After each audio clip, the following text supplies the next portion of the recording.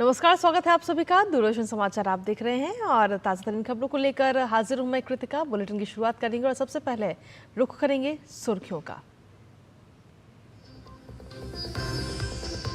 प्रधानमंत्री मोदी आज महाराष्ट्र को 11,200 करोड़ रुपए से ज्यादा की विकास परियोजनाओं की देंगे सौगात। वीडियो कॉन्फ्रेंसिंग के जरिए पुणे मेट्रो के एक खंड का भी करेंगे उद्घाटन।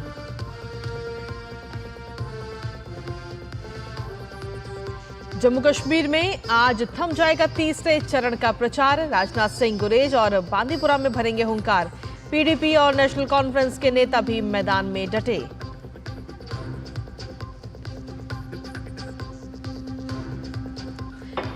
हरियाणा में चुनावी संग्राम जारी। अमित शाह 3 विधानसभा क्षेत्रों में करेंगे जनसभाएं, तो वहीं कांग्रेस की कुमारी शैलजा अपने प्रत्याशियों के समर्थन में करेंगी प्रचार।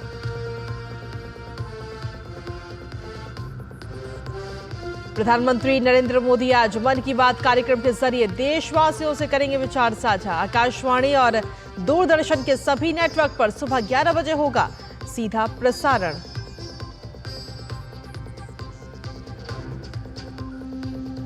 तमिलनाडु में आज मुख्यमंत्री स्टालिन के बेटे उदयनिधि स्टालिन उप मुख्यमंत्री पद की लेंगे शपथ। वी सेंथिल बालाजी समेत 4 अन्य मंत्री भी लेंगे शपथ। भाजपा ने मुख्यमंत्री स्टालिन की परिवारवाद की नीति पर साधा निशाना।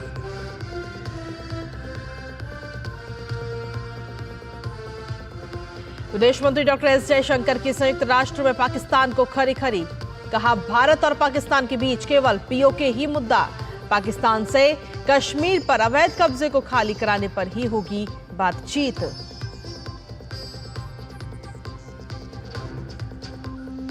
अंतर्राष्ट्रीय खबरों में इजराइल के प्रधानमंत्री बेंजामिन नेतन्याहू ने कहा, हमारे लक्ष्य को हासिल करने के लिए नसरुल्लाह का खात्मा था जरूरी। हिजबुल्लाह नेता के मार गिराने को बताया ऐतिहासिक मोड़। ईरान ने संयुक्त राष्ट्र सुरक्षा परिषद की बुलाई बैठक।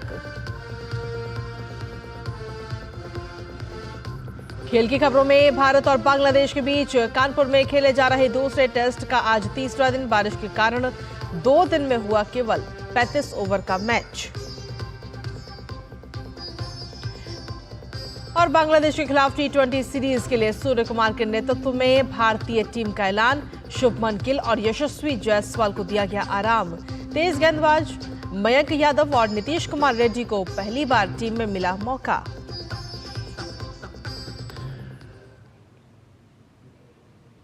तो ये थी सुबह की सुर्खियां और अब खबरों में विस्तार से बात करेंगे। प्रधानमंत्री नरेंद्र मोदी आज वीडियो कॉन्फ्रेंसिंग के जरिए महाराष्ट्र में 11,200 करोड़ रुपए से ज्यादा की लागत वाली विभिन्न परियोजनाओं का शिलान्यास व उद्घाटन करेंगे। इस कार्यक्रम में प्रमुख रूप से जिला न्यायालय से स्वारगेट तक का पुणे मेट्रो खंड शामिल है, जो पुणे मेट्रो रेल परियोजना फेज 1 के सफल संपन्न होने का प्रतीक होगा। इस भूमिगत खंड की लागत लगभग 1,810 करोड़ रुपए है। इसके अलावा बिटकिन औद्योगिक क्षेत्र, सोलापुर हवाई अड्डे और अन्य महत्वपूर्ण परियोजनाओं का भी उद्घाटन किया जाएगा।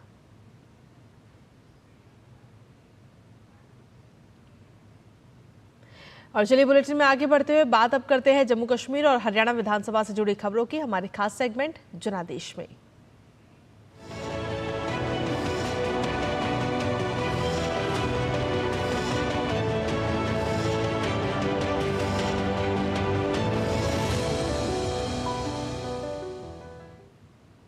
दरअसल जम्मू कश्मीर में विधानसभा चुनाव के तीसरे और अंतिम चरण के लिए आज चुनाव प्रचार का अंतिम दिन है। Bharatiya Janata party, Congress, national conference, PDP समेत सभी दलों ने चुनाव प्रचार में अपनी पूरी ताकत झोंक दी है। तीसरे चरण में 1 अक्टूबर को 40 सीटों पर मतदान होना है और अधिकतर सीटें जम्मू संभाग की हैं। अकेले जम्मू जिले में 11, सांबा में 3, कठुआ में 5 और उधमपुर में 4 सीटें हैं। साथ ही आपको बता दें कि चुनाव के बाद मतगणना 8 अक्टूबर को होगी। वहीं जम्मू कश्मीर में विधानसभा चुनाव के तीसरे चरण के लिए आज प्रचार का अंतिम दिन है और इस क्रम में भारतीय जनता पार्टी के दिग्गज नेता प्रचार के लिए मैदान में उतरे हैं। रक्षा मंत्री और भारतीय जनता पार्टी के वरिष्ठ नेता राजनाथ सिंह जम्मू कश्मीर के गुरेज विधानसभा क्षेत्र में जनसभा करेंगे। राजनाथ सिंह गुरेज से भाजपा उम्मीदवार फकीर मोहम्मद खान के लिए प्रचार करेंगे। राजनाथ सिंह गुरेज के जेवर स्टेडियम में रैली को संबोधित करेंगे और पार्टी के पक्ष में वोट डालने की अपील जनता से करेंगे। और वहीं हरियाणा में एक चरण में होने वाले चुनाव के लिए प्रचार जोरों पर है। आज भारतीय जनता पार्टी के वरिष्ठ नेता अमित शाह हरियाणा की 3 विधानसभा क्षेत्रों में अलग अलग जनसभाओं को संबोधित करेंगे। सबसे पहले अमित शाह हरियाणा के गुड़गांव के बादशाहपुर विधानसभा क्षेत्र के ठोरका गांव में चुनावी रैली को संबोधित करेंगे। इसके बाद अमित शाह महेंद्रगढ़ के नांगल चौधरी विधानसभा क्षेत्र की अनाज मंडी में रैली करेंगे। तो वहीं दोपहर बाद करनाल के इंद्री विधानसभा क्षेत्र के जय हनुमान स्टेडियम कुंजपुरा में अमित शाह तीसरी जनसभा को संबोधित करेंगे और भारतीय जनता पार्टी के उम्मीदवार को जीत दिलाने की अपील जनता से करेंगे। और वहीं हरियाणा में कांग्रेस पार्टी भी एड़ी चोटी का जोर लगा रही है। पार्टी नेता कुमारी शैलजा विभिन्न विधानसभा क्षेत्रों में अपनी पार्टी के प्रत्याशियों के समर्थन में आयोजित जनसभाओं में शामिल होंगी। कांग्रेस पार्टी के विभिन्न प्रत्याशी आज कालका, साढौरा, जगाधरी, अंबाला छावनी और पंचकुला में चुनाव प्रचार करते हुए नजर आएंगे। सोपोर उत्तरी कश्मीर की उन 16 सीटों में से एक है जहां विधानसभा चुनाव होना है और यहां सभी 20 उम्मीदवार इस एप्पल टाउन में मतदाताओं को लुभाने के लिए अपनी पूरी ताकत झोंक रहे हैं। जम्मू कश्मीर में कभी अलगाववादियों और उग्रवाद का गढ़ रहे इस क्षेत्र में इस साल गर्मियों में हुए लोकसभा चुनाव ने राजनीतिक गतिविधियों में फिर से तेजी और विश्वास ला दिया है। आइए आपको दिखाते हैं इसी पर आधारित ये खास रिपोर्ट। कभी अलगाववाद और आतंकवाद का गढ़ रहे सोपोर में चुनावी चहल पहल से रौनक है। कहीं चुनावी पोस्टर हैं तो कहीं प्रचार करते प्रत्याशियों का काफिला। कुल 20 उम्मीदवारों ने चुनावी लड़ाई को दिलचस्प बना दिया है। नेशनल कॉन्फ्रेंस के इरशाद रसूलकर, कांग्रेस के पूर्व विधायक अब्दुल रशीद डार, पीडीपी के उम्मीदवार इरफान अली लोन तीनों बड़ी पार्टियों का प्रतिनिधित्व कर रहे हैं। अब्दुल लतीफ वानी समेत 10 निर्दलीय उम्मीदवार और कश्मीरी पंडित आरती नेहरू समेत 3 महिला उम्मीदवार भी मैदान में हैं। लेकिन कांग्रेस और नेशनल कॉन्फ्रेंस की अलायंस सुर्खियों में है और वो भी तब से जब उमर अब्दुल्ला ने राहुल गांधी को जम्मू में फोकस करने की नसीहत दे दी। नेशनल कॉन्फ्रेंस को कोई फर्क नहीं पड़ेगा। नेशनल कॉन्फ्रेंस का अपना एक कार्डर है, अपना वोट बैंक है, उससे कांग्रेस उससे कोई फर्क नहीं। स्थानीय कांग्रेस ने भी इस पर कड़ी प्रतिक्रिया देकर बता दिया कि दोनों अलायंस पार्टनर के बीच सब कुछ ठीक नहीं है। या तो कोई पहले तो ऊपर वाला देने वाला, अगर उसके बाद कोई दे सकता है it is Rahul Gandhi and Modi. अब वो डिसाइड करे कि वो मोदी वाले साइड को के साथ है कि इस वक्त भी राहुल गांधी के साइड है। एक तरफ से राहुल जी के नाम पे वो वोट मांग रहे हैं, दूसरी तरफ से वो कह रहे हैं कि वो जम्मू देखें। उधर कभी अलगाववादी संगठन का हिस्सा रही फातिमा तनवीर, जो अब इंडिपेंडेंट चुनाव लड़ रही हैं, उन्होंने कांग्रेस और नेशनल कॉन्फ्रेंस पर परिवारवाद का आरोप लगाकर कश्मीर में हालात खराब करने का जिम्मेदार ठहरा दिया। मैं तो कहूंगी कि कांग्रेस ने गिफ्ट किया था कश्मीर को नेशनल कॉन्फ्रेंस। जो आप करो, जो मर्जी आप कर लो कश्मीर में। यहाँ हो रही बहुकोणीय लड़ाई में पीपल कॉन्फ्रेंस भी कश्मीरी सम्मान का हवाला देकर अपनी नई पहचान बनाने की जुगत में है। सोपोर एक ऐतिहासिक शहर है। यहाँ एशिया की दूसरी सबसे बड़ी फल मंडी है। साल 2014 में हुए विधानसभा चुनाव में सोपोर विधानसभा सीट से अब्दुल राशिद डार ने जीत दर्ज की थी। जिस तरह से यहाँ पर नजारा जो है काफी खूबसूरत है, उसी तरह से चुनावी लड़ाई भी काफी दिलचस्प है। कैमरामैन दाऊद के साथ रमा त्यागी, DD news, Sopore.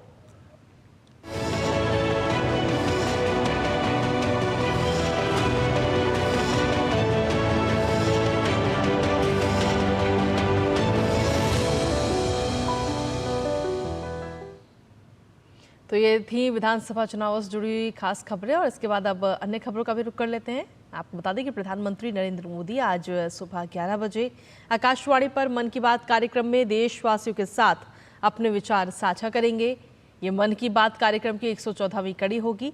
PM Modi के तीसरी बार प्रधानमंत्री पद संभालने के बाद ये मन की बात का चौथा कार्यक्रम होगा। इस कार्यक्रम को आकाशवाणी और दूरदर्शन के सभी नेटवर्क, आकाशवाणी समाचार वेबसाइट और news on air mobile app पर भी प्रसारित किया जाएगा। और खबरों का सिलसिला डीडी न्यूज पर यूं ही लगातार जारी। वक्त एक छोटे से ब्रेक का, आप बने रहिए हमारे साथ।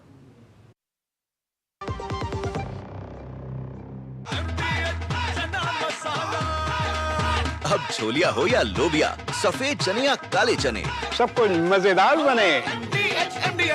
कार तो काफी डैमेज हो गई। नो प्रॉब्लम, मैंने पॉलिसी बाजार को बुला लिया। सर, कार का रिपेयर और क्लेम सेटलमेंट सब हम संभाल लेंगे। इतनी जल्दी? काफी महंगा कार इंश्योरेंस लिया होगा। काफी सेव किया पॉलिसी बाजार से। पॉलिसी बाजार पे कार इंश्योरेंस कंपेयर करके 8,000 रुपए तक बचाओ। सुरक्षा की गारंटी हर चीज में जरूरी है, चाहे वो मुश्किल स्टंट हो या अच्छी फसल। इसीलिए ले आइए IIL के ट्रैक्टर ब्रांड का शिनबार, जो देता है सुंडी और ट्रिप से सुरक्षा की गारंटी। बात जब पीढ़ियों के लिए बनने वाले घर की हो तो जिम्मेदारी बड़ी हो जाती है। गैलेंट समझता है ये जिम्मेदारी। अब डबल M रिब्स के साथ गैलेंट एडवांस TMT रीबार, निर्माण का रियल हीरो। दादी के हाथों का जादू और खुशबू से महकता घर। MDH गरम मसाला, असली मसालों से भरा हूँ मैं, क्योंकि हर रिश्ता है स्वाद से जुड़ा। और ब्रेक के बाद एक बार फिर से स्वागत आप सभी का। खबरों में आगे बढ़ेंगे, बात करेंगे अब ग्रेटर नोएडा की, जहां आयोजित हो रहे यूपी इंटरनेशनल ट्रेड शो का आज समापन हो जाएगा और इस मौके पर केंद्रीय मंत्री पीयूष गोयल समापन समारोह को संबोधित करेंगे। इससे पहले 25 सितंबर India expo centre and mart greater Noida में इंटरनेशनल ट्रेड शो का शुभारंभ हुआ था। इंटरनेशनल ट्रेड शो में प्रदेश के सभी 75 GI टैग वाले उत्पाद अपनी दमदार उपस्थिति दर्ज कराई। इन उत्पादों में 58 हस्तशिल्प और 17 कृषि एवं खाद्य उत्पाद शामिल हैं। इसमें काशी की समृद्ध हैंडीक्राफ्ट की विरासत और हस्तशिल्पियों के हुनर वाले 23 GI टैग वाले उत्पादों ने भी खूब सुर्खियां बटोरी। वहीं तमिलनाडु के युवा मामले व खेल मंत्री उदयनिधि स्टालिन आज शाम राज्य के उप मुख्यमंत्री के रूप में शपथ लेंगे। राजभवन में आयोजित समारोह में राज्यपाल RN रवि शाम 3:30 बजे उदयनिधि स्टालिन को पद की शपथ दिलाएंगे। सेंथिल बालाजी भी दूसरी बार राज्य मंत्री के रूप में शपथ लेंगे। डॉक्टर गोवी छेजियान, R राजेंद्रन और SM नासर को कैबिनेट में शामिल किया जाएगा। ये दूसरी बार है जब राज्य सरकार में कोई उप मुख्यमंत्री होगा। इससे पहले वर्तमान मुख्यमंत्री MK स्टालिन ने 2009 में उप मुख्यमंत्री पद की शपथ ली थी, जब उनके पिता मुख्यमंत्री थे।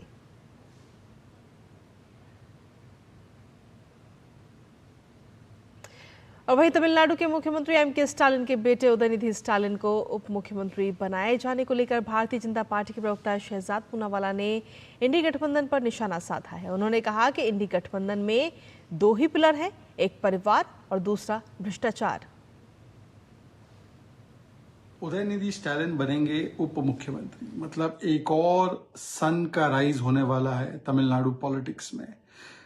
पहले करुणानिधि, फिर स्टालिन, स्टालिन के बाद उदयनिधि, और ये पूरे इंडी अलायंस का चक्कर है। इंडी अलायंस में 2 ही पिलर है, एक है परिवार, एक है भ्रष्टाचार। भ्रष्टाचार करने वाले लोगों को ले लो और परिवार को आगे बढ़ाने के लिए परिवार को ही मौका देते रहो। इसलिए लालू जी चाहते हैं तेजस्वी जी का जो है वो उदय हो, स्टालिन चाहते हैं उदयनिधि का उदय हो, सोनिया जी चाहते हैं राहुल का उदय हो, शरद पवार जी चाहते हैं सुप्रिया जी का उदय हो। तो यही इनके अलायंस का चरित्र है। वहीं विदेश मंत्री S जयशंकर ने संयुक्त राष्ट्र महासभा के 79वें सत्र को संबोधित करते हुए पाकिस्तान को जमकर लताड़ लगाई। उन्होंने कहा कि पड़ोसी मुल्क के साथ केवल एक ही मुद्दा सुलझाया जाना है और वो है पाकिस्तान द्वारा अवैध रूप से कब्जाए गए भारतीय क्षेत्रों को खाली कराने का मामला। आतंक के मुद्दे पर विदेश मंत्री ने कहा कि पाकिस्तान की सीमा पार आतंकवाद की नीति कभी सफल नहीं होगी और उसे इसके लिए दंड भुगतना पड़ेगा।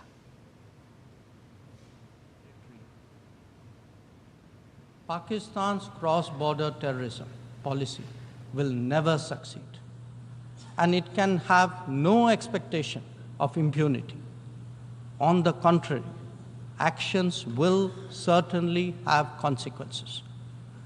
The issue to be resolved between us is now only the vacation of illegally occupied Indian territory by Pakistan, and of course, the abandonment of Pakistan's long-standing attachment to terrorism. विदेश मंत्री डॉक्टर S जयशंकर ने Mexico की विदेश मंत्री Alicia बार्सेना के साथ भी मुलाकात की। दोनों देशों के बीच बातचीत के दौरान द्विपक्षीय संबंधों को और मजबूत करने और मैत्रीपूर्ण संबंधों को विस्तार देने पर जोर दिया गया। तो मैक्सिको के विदेश मंत्री से ये मुलाकात हुई है और इस मुलाकात से कहीं ना कहीं आगे आने वाले समय में दोनों देशों के जो आपसी संबंध है वो और मजबूत होते हुए नजर आएंगे। एलिसिया बार्सिना ने विदेश मंत्री से ये मुलाकात की है।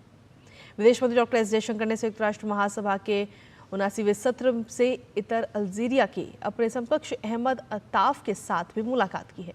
इस मुलाकात के दौरान दोनों देशों के बीच दीर्घकालिक साझेदारी को आगे बढ़ाने पर उपयोगी चर्चा हुई। साथ ही बहुपक्षीय सहयोग को और मजबूत करने पर भी बातचीत की गई।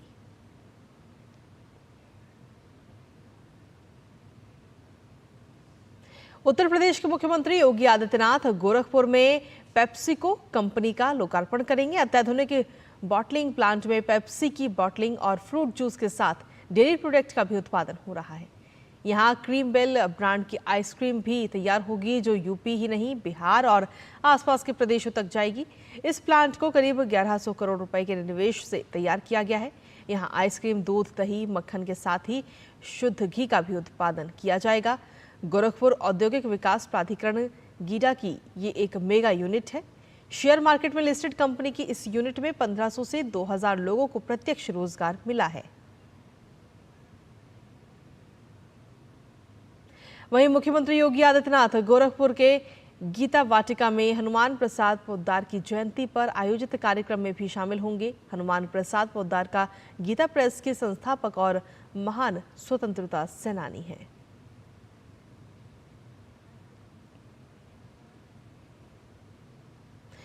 वर्ल्ड फूड इंडिया 2024 में भारत को बड़ी सफलता हासिल हुई है।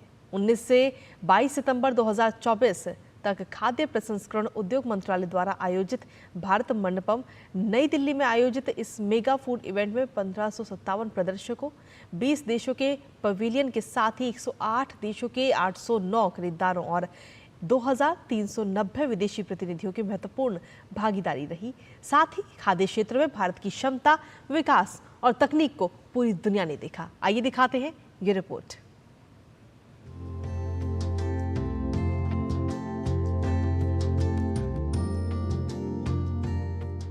उन्नीस से 22 सितंबर 2024 तक नई दिल्ली के भारत मंडपम में आयोजित तीसरे mega food event world food India का उद्घाटन केंद्रीय मंत्री प्रहलाद जोशी, चिराग पासवान, रवनीत सिंह बिट्टू ने संयुक्त रूप से की। कार्यक्रम में PLI, SFPI और PMKSY योजनाओं के तहत 67 स्थानों पर कुल 5135 करोड़ रुपए के निवेश के साथ खाद्य प्रसंस्करण इकाइयों का भी उद्घाटन किया गया। PMFAME योजना के तहत 2351 करोड़ रुपए की सूक्ष्म परियोजनाओं के लिए 25,000 लाभार्थियों को ऋण से जुड़ी सहायता प्रदान की गई और PMFME योजना के तहत 70,000 SHG सदस्यों को 245 करोड़ रुपए की सीड कैपिटल मंजूर की गई। देश की अर्थव्यवस्था को और मजबूती देने में फूड प्रोसेसिंग इंडस्ट्री का एक महत्वपूर्ण योगदान रहा है और आने वाले दिनों में इसको और कैसे बढ़ाया जा सके उस क्षेत्र में, उस दिशा में हम लोग मिलकर कार्य कर रहे हैं। मेगा फूड इवेंट को भारत सरकार के 9 मंत्रालयों और विभागों के साथ ही 8 संबद्ध निकायों और 26 राज्यों द्वारा समर्थित किया गया था। इस कार्यक्रम में 1557 प्रदर्शकों, 20 देश मंडपों और 108 देशों के 809 खरीदारों और 2390 विदेशी प्रतिनिधियों की उल्लेखनीय भागीदारी रही। ये जो सेक्टर है, दिस इज सनराइज सेक्टर, इसकी बहुत इम्पोर्टेंस है। हमारे पास करीबन 2014 से 7 बिलियन का फॉरेन डायरेक्ट इन्वेस्टमेंट आया है और ये सेक्टर एम्प्लॉयमेंट की नजरिए से भी बहुत इम्पोर्टेंट है। कार्यक्रम में भारतीय खाने में कई नवाचार भी देखने को मिले। वहीं सात्विक और आयुष आहार में भी लोगों का रुझान देखने को मिला। 4 दिवसीय कार्यक्रम में 40 सत्र शामिल थे, जिसमें विषयगत, राज्य, संबंध मंत्रालय और देश एवं संगठन सत्र आयोजित किए गए। कुवैत से लेकर यहाँ पर जापान, USA तक तमाम यहाँ पर डिस्प्ले बनाए गए हैं और यहाँ उन उत्पादों को रखा गया है जो कि इन देशों में प्रमुखता से उपयोग किए जाते हैं और मूल रूप से ये भारतीय उत्पाद है, भारतीय खाद्य पदार्थ है और जो कि अब दुनिया के कोने कोने में पहुँच चुके हैं। भारतीय खाद्य सुरक्षा और मानक प्राधिकरण द्वारा 20 से 21 सितंबर 2024 तक वर्ल्ड फूड इंडिया के साथ मिलकर एक वैश्विक खाद्य नियामक शिखर सम्मेलन 2024 का आयोजन किया गया। इसमें खाद्य सुरक्षा नियामकों और जोखिम मूल्यांकन प्राधिकरणों, अनुसंधान संस्थानों और विश्वविद्यालयों के प्रतिनिधियों सहित 70 से अधिक देशों के प्रतिनिधि शामिल हुए, जिन्होंने नियामक संबंधी प्रमुख मुद्दों पर चर्चा की और रणनीति बनाई। अपीडा का मानना है कि इस टाइप के आयोजन से एक्सपोर्टर्स, निर्यातकों को, जो फार्मर प्रोड्यूसर ऑर्गेनाइजेशंस हैं, फार्मर्स हैं, उनको फ़ायदा मिलता है कि एटलीस्ट वो अपना प्रोडक्ट दिखा पाते हैं इस प्लेटफॉर्म पर। दूसरा, वो सीख पाते हैं दूसरों के प्रोडक्ट को देखकर। कार्यक्रम में स्टार्टअप ग्रैंड चैलेंज आयोजित किया गया। NIFTEM कुंडली के साथ 11 कंपनियों, 3 विकास भागीदारों और संघों के साथ 4 शैक्षणिक और अनुसंधान संगठनों के बीच साझेदारी भी शामिल थी। DD न्यूज के लिए दिल्ली से अजीत द्विवेदी की रिपोर्ट। और इसी के साथ खबरों में आगे बढ़ेंगे। उत्तराखंड युद्ध स्मारक और भारतीय वायुसेना अक्टूबर से नवंबर तक हिमालयन थंडर यानी वायुवीर विजेता कार रैली करने जा रही है और कठिन और दुर्गम रास्तों पर 52 वायुसेना के वीर सियाचिन से लेकर तवांग की यात्रा करेंगे। आइए आपको दिखाते हैं हमारी संवाददाता नंदिता डागर की ये खास रिपोर्ट। वायुसेना के 52 जाबाज इस साल हिमालय की पर्वतमाला पर कारों में सवार होकर दहाड़ेंगे। उत्तराखंड युद्ध स्मारक के प्रेसिडेंट तरुण विजय ने और वायुसेना ने सियाचिन के पास थॉयस से लेकर अरुणाचल के तवांग तक हिमालयन थंडर कार रैली के लिए हाथ मिलाया है। 7000 किलोमीटर लंबी यह कार रैली युवाओं को वायुसेना में शामिल होने के लिए प्रेरित करेगी और भारत के वीर शहीदों की गाथा का प्रचार प्रसार करेगी। वायुवीर विजेता नामक यह रैली उत्तराखंड युद्ध स्मारक के अध्यक्ष तरुण विजय के दिमाग की उपज है। कार रैली को 1 अक्टूबर को राष्ट्रीय युद्ध स्मारक से दिल्ली से रवाना किया जाएगा। इसे वायुसेना दिवस यानी 8 अक्टूबर को सियाचिन के पास थॉयस एयरबेस से रवाना किया जाएगा, जो समुद्र तल से 3000 मीटर की ऊंचाई पर है। यह रैली बेहद कठिन और दुर्गम इलाकों और मौसम में अपने मार्ग में 16 स्थानों पर रुकेगी। 20 स्थानों पर वायुसेना के नायक स्कूल और कॉलेज के छात्रों से बातचीत करेंगे और उनमें रोमांच की भावना भरेंगे। नई दिल्ली से मैं नंदिता डागर, DD न्यूज के लिए। कोसी और गंडक नदी के 2 बांधों से बड़ी मात्रा में पानी छोड़े जाने पर बिहार के निचले इलाके जलमग्न हो गए हैं। पिछले कुछ दिनों के दौरान नेपाल और उत्तरी बिहार में तेज बारिश भी हो रही है, जिसके चलते गंडक, कोसी, महानंदा और अन्य सहायक नदियां उफान पर हैं। इसे देखते हुए 13 जिलों में बाढ़ की चेतावनी भी जारी की गई। वहीं आपदा प्रबंधन विभाग के अनुसार राज्य के 20 प्रखंडों में 1,40,000 से ज्यादा लोग बाढ़ से प्रभावित हैं। पानी के दबाव को कम करने के लिए सुपौल जिले में कोसी बैराज के सभी 56 गेट खोल दिए गए हैं। कोसी बैराज से 6 लाख क्यूसेक से ज्यादा पानी छोड़ा गया है, जो कि पिछले 56 वर्षों में सबसे ज्यादा है। वीरपुर में पानी की अधिकता को देखते हुए भारत नेपाल सड़क को अगले आदेश तक बंद कर दिया गया है। गंडक बैराज से 5.5 लाख क्यूसेक से ज्यादा पानी छोड़ा गया। बैराज के सभी 36 गेट खोल दिए गए। तो वहीं बड़ी मात्रा में पानी छोड़े जाने पर 140 ग्राम पंचायतें बाढ़ से जूझ रही हैं। सुपौल, सहरसा, मधुबनी, कटिहार, अररिया, पूर्वी तथा पश्चिमी चंपारण और सीतामढ़ी जिलों के अधिकांश इलाके बाढ़ से प्रभावित हैं।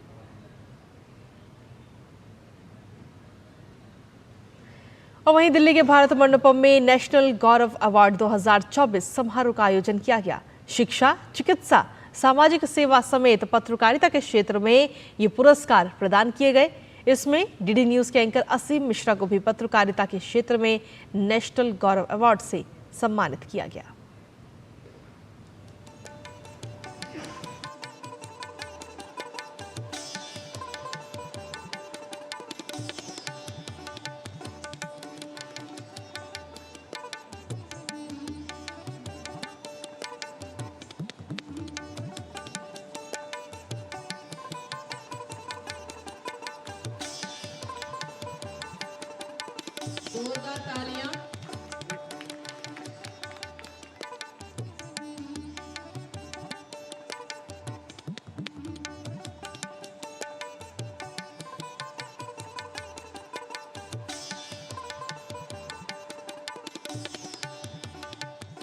नेशनल गौरव अवार्ड मिला है तो मैं अपने आप को बहुत ही सम्मानित और गौरवान्वित महसूस कर रहा हूँ, क्योंकि मैंने जो सोशल वर्क में कर रहा हूँ और भी आगे मुझे काफ़ी सोशल वर्क में मेरी पैशन भी है और मुझे खुशी मिलती है जब भी मैं करता हूँ। तो स्पेशली मैं मेडिकल क्षेत्र में सोशल वर्क करता हूँ। मैंने एजुकेशन के फील्ड में काम किया है और आज मैं फील करती हूँ कि नई शिक्षा पद्धति नेशनल एजुकेशन पॉलिसी 2020 के आने के बाद से हमारे लिए बहुत सोचना ज़रूरी है कि हमारी जो आने वाली पीढ़ी है वो हमसे क्या चाहती है। हमारी आने वाली पीढ़ी हमसे यही चाहती है कि हम एक्सपीरियंशियल लर्निंग और स्किल बेस्ड एजुकेशन की तरफ अपना जोर बढ़ाएं। मुझे लगता है कि ये सिर्फ मेरा सम्मान नहीं है, मैं जिस संस्थान के लिए इतने वर्षों से काम कर रहा हूँ ये उस संस्थान का सम्मान है, दूरदर्शन समाचार का सम्मान है। और मैं बस एक ही बात कहना चाहूँगा कि जिस कार्य के लिए और जिस उद्देश्य के लिए इस संस्थान की जिसकी तरफ से मुझे ये अवार्ड मिला है, हम अपने जीवन में कुछ ऐसा काम करें अपने समाज के लिए, अपने देश के लिए, ताकि हम एक बेहतर कल का निर्माण कर सकें। और चलिए बुलेटिन में आगे बढ़ते हुए अब रुक करते हैं अंतर्राष्ट्रीय खबरों का, जहां पर हिजबुल्लाह प्रमुख हसन नसरुल्लाह के मारे जाने की पुष्टि के बाद इजराइल के प्रधानमंत्री बेंजामिन नेतन्याहू ने कहा कि हिजबुल्लाह नेता की हत्या इजराइल के लिए अपने युद्ध के लक्ष्यों को हासिल करने के लिए ज़रूरी थी। नेतन्याहू ने इसे एक ऐतिहासिक मोड़ बताते हुए कहा कि ये मध्य पूर्व में शक्ति संतुलन को बदल देगा। साथ ही उन्होंने आने वाले दिनों में चुनौतीपूर्ण रहने की भी बात कही है। साथ ही उन्होंने कहा कि नसरुल्लाह की मौत से 7 अक्टूबर के दौरान हमास द्वारा पकड़े गए बंधकों की वापसी को आसान बनाने में भी मदद मिलेगी। इस बीच ईरान ने नसरुल्लाह की मौत के बाद संयुक्त राष्ट्र सुरक्षा परिषद की बैठक बुलाई है। और अब बात खेल से जुड़ी खबरों की, जहां भारत और बांग्लादेश के बीच कानपुर के ग्रीन पार्क स्टेडियम में खेले जा रहे दूसरे टेस्ट का आज तीसरा दिन है। बारिश से प्रभावित इस टेस्ट में पहले 2 दिन में केवल 35 ओवर का ही खेल हो पाया। दूसरे दिन एक भी गेंद नहीं फेंकी जा सकी। इससे पहले मैच के पहले दिन बांग्लादेश ने 35 ओवर के मुकाबले में 3 विकेट पर 107 रन बनाए थे। 2 मैचों की सीरीज में भारत फिलहाल 1-0 से आगे चल रहा है। वहीं भारतीय क्रिकेट कंट्रोल बोर्ड ने बांग्लादेश के खिलाफ 3 मैचों की T20 सीरीज के लिए भारतीय टीम का ऐलान कर दिया है। इस सीरीज के लिए शुभमन गिल और यशस्वी जायसवाल को आराम दिया गया, तो वहीं अभिषेक शर्मा को एक बार फिर मौका दिया गया है। भारतीय टीम इस सीरीज में सूर्य कुमार यादव की अगुवाई में उतरेगी, जिन्होंने जुलाई में श्रीलंका के खिलाफ भी टीम की कमान संभाली थी। विकेटकीपर के तौर पर चयनकर्ताओं ने संजू सैमसन और जितेश शर्मा को शामिल किया है। तेज गेंदबाज मयंक यादव और नीतीश कुमार रेड्डी को पहली बार भारतीय टीम में शामिल किया गया, जबकि स्पिनर वरुण चक्रवर्ती की टीम में वापसी हुई है। 15 सदस्यीय टीम में ऋतुराज गायकवाड़ का नाम भी शामिल नहीं है। आपको बता दें कि इस टीम में सूर्य कुमार यादव कप्तान के रूप में, अभिषेक शर्मा, संजू सैमसन विकेटकीपर के रूप में, रिंकू सिंह, हार्दिक पांड्या, रियान पराग, नीतीश कुमार रेड्डी, शिवम दुबे, वॉशिंगटन सुंदर, रवि बिश्नोई, वरुण चक्रवर्ती, जितेश शर्मा विकेटकीपर के रूप में, अर्शदीप सिंह, हर्षित राणा और मयंक यादव शामिल हैं। T20 मुकाबले 6, 9 और 12 अक्टूबर को खेले जाएंगे। और शतरंज ओलंपियाड में भारत की स्वर्णिम सफलता पर विशेष कार्यक्रम शतरंज के महारथी आप आज देख सकते हैं। आज शाम को 5 बजे ये कार्यक्रम प्रसारित किया जाएगा। शतरंज की दुनिया में तिरंगा लहराने वाले, चेस ओलंपियाड में इतिहास रचने वाले, 100 साल में भारत को पहला स्वर्ण दिलाने वाले, होगी मुलाकात उन चैंपियन खिलाड़ियों से। जानिए उनकी कहानी, उनकी जुबानी। देखिए शतरंज के महारथी रविवार शाम 5 बजे सिर्फ डीडी न्यूज पर। और वहीं खबरों की दुनिया से लगातार जुड़े रहने के लिए अब डीडी न्यूज की तमाम खबरें और updates YouTube, Facebook, Twitter, Instagram और हमारी वेबसाइट पर भी उपलब्ध है। आप इन्हें फॉलो और सब्सक्राइब कर सकते हैं और लगातार आप खबरों में अपडेट भी रहेंगे। और इसी के साथ फिलहाल मुझे इस बुलेटिन में दीजिए इजाजत। नमस्कार।